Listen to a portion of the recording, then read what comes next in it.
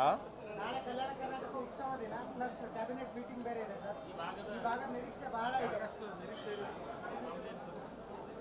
ನಾವು ಎಲ್ಲ ನಿರೀಕ್ಷೆಗಳನ್ನು ಕೂಡ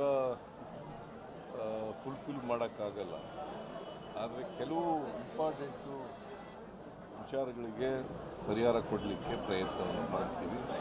ಬಜೆಟ್ನಲ್ಲಿ ಹೇಳಿರ್ತಕ್ಕಂಥವು ಮತ್ತು ಪ್ರಮುಖವಾಗಿ ಇರ್ತಕ್ಕಂಥ ವಿಷಯಗಳ ಬಗ್ಗೆ ನಾವು ನಾಳೆ ಕ್ಯಾಬಿನೆಟ್ನಲ್ಲಿ ಚರ್ಚೆ ಮಾಡಿ ತೀರ್ಮಾನ ಮಾಡ್ತೀವಿ.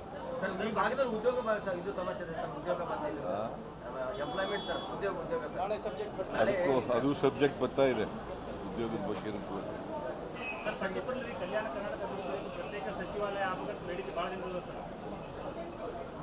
ಅದ್ರ ಬಗ್ಗೆನೂ ಹೇಳಿದ್ದೀನಿ. ಸಚಿವಾಲಯ ಬೇಕು ಅಂತ ಕೇಳ್ತಾ ಇದ್ದಾರೆ ಭಾಳ ದಿನಗಳಿಂದ.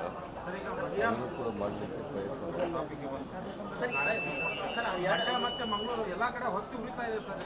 ಯಾವುದು ಇವತ್ತು ಉರಿತಾ ಇದೆಯಾ? ಏನು ಗಲಾಟೆ ಆಯ್ತಪ್ಪ? ಸಣ್ಣ ಪುಟ್ಟ ಇದ್ದಾವೆ. ನಾಗಮಂಗಲ ಶಾಂತವಾಗಿದೆ. ನೀವು ಅಶಾಂತಿ ಮಾಡಬೇಕು ಅಂತಲ್ಲ. ಮತ್ತೆ ನಾಗಮಂಗಲ ಶಾಂತವಾಗಿದೆ, ಗೊತ್ತಾಯ್ತಾ?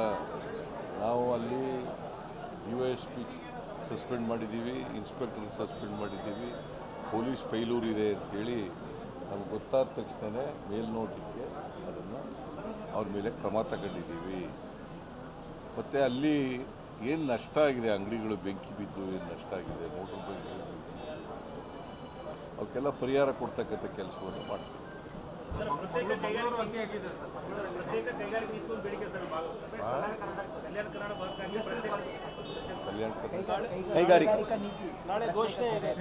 ನಾಳೆ ಮಾಡ್ತೀವಿ. ನಾಳೆ ಯಾವ್ಯಾವುದನ್ನು ಮಾಡಲಿಕ್ಕೆ ಸಾಧ್ಯ ಆಗ್ತದೆ ಅವೆಲ್ಲರೂ ಮಾಡ್ತೀವಿ. ನಾವು ಕಲ್ಯಾಣ ಕರ್ನಾಟಕದ ಪರವಾಗಿರೋರು ಅಲ್ವಾ? 371J ಮಾಡಿದವ್ರು ಯಾರು? ಯಾರ್ರೀ? BJP ಅವರ?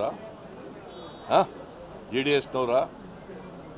371J ಮನಮೋಹನ್ ಸಿಂಗ್ರವರು ಪ್ರಧಾನಮಂತ್ರಿಯಾಗಿದ್ದಾಗ ಸಂವಿಧಾನಕ್ಕೆ ತಿದ್ದುಪಡಿ ತಗೊಬಂದು ಮಾಡಿದದು.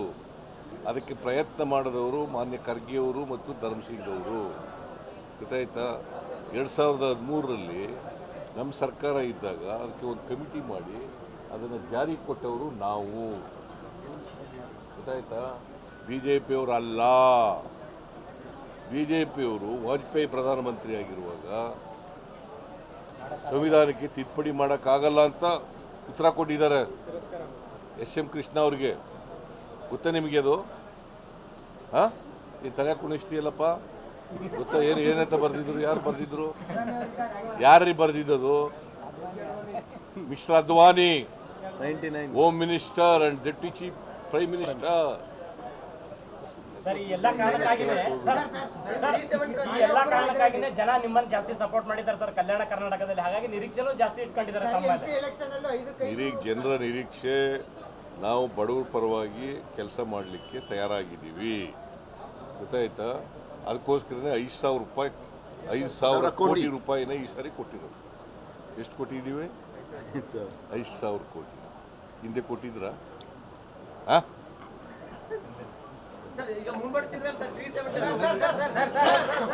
ನಾಳೆ